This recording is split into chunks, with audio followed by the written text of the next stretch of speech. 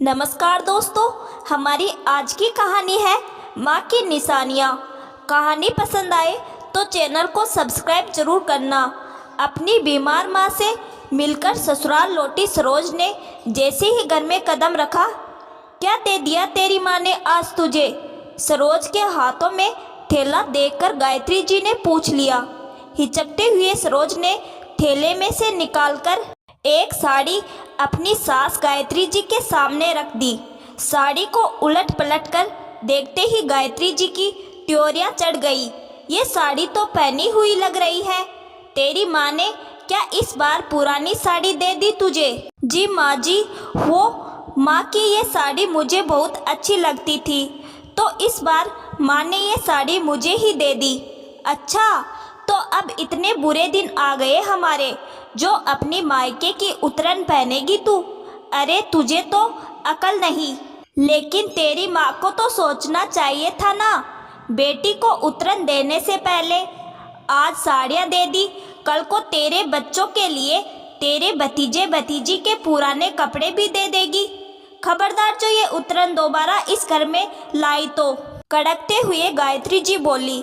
सरोज सहम कर रह गई। दरअसल आजकल सरोज की माँ की तबीयत खराब रहने लगी थी, तो सरोज अक्सर थोड़ी देर के लिए माँ से मिलने अपने मायके चली जाती थी। अब ऐसे समय में माँ और भाभी कुछ देना चाहती तो सरोज खुद ही मना कर देती, कहती मैं तो सिर्फ माँ से मिलने आ जाती हूँ, इसलिए प्लीज आप लोग ये लेना देना मत किया करो। खुशी का माहौल हो तो मुझे भी कुछ लेना अच्छा लगता है, लेकिन इस वक्त आप लोगों पर बेवजह का बोझ डालना मुझे बिल्कुल अच्छा नहीं लगता। इस बार जब वो अपने मायके माँ से मिलने गई तो माँ की अलमारी में टंगी गुलाबी बनारसी साड़ी देखकर बोल उठी, माँ तुम्हारी ये साड़ी मुझे बहुत अच्छी लगती है। जब तुम इसे पहनती थी तो सच में बहुत सुंदर लगती थी। ये साड़ी आपको नानी ने दी थी ना? हाँ बेटा, लेकिन अब कहाँ ये साड़ी पहनूंगी। तुझे पसंद है तो तू ले जा। मेरी निशानी समझकर। माँ की बात सुनकर सरोज भावुक हो उठी। ऐसा क्यों बोल रही हो माँ? देखना तुम ठीक हो जाओगी। कहते हुए सरोज अपनी माँ के गले से लगकर बिलक पड़ी। उसे भी अंदेशा था कि अब माँ ज़्यादा दिन नहीं निकालने वाली।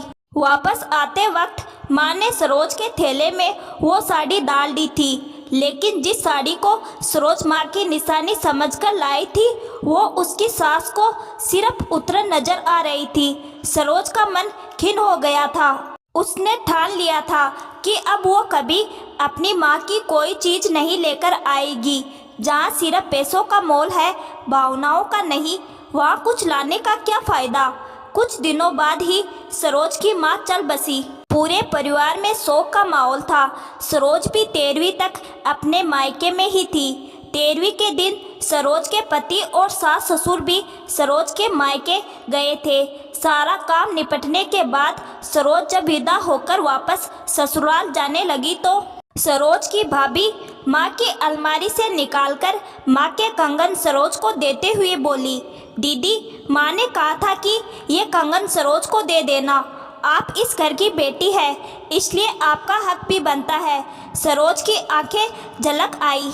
खुद को संयत करते हुए वो बोली, नहीं भाभी, माँ नहीं तो क्या हुआ, अब आप सब से ही मेरा मायका है।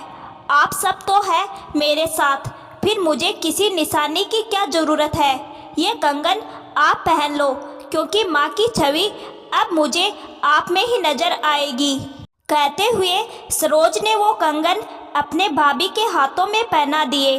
पास खड़ी सरोज की सास और पति भी देख रहे थे, लेकिन कुछ कह नहीं पाए। सास को तो सरोज पर बहुत गुस्सा आ रहा था। घर आते ही सरोज की सास उस पर बिफर पड़ी। भला इस वक्त भी कोई मना करता है लेने से?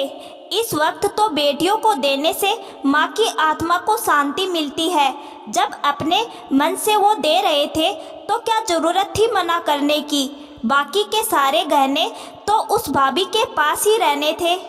आज सरोज के मन का दर्द शब्द बनकर होठों से निकल पड़े।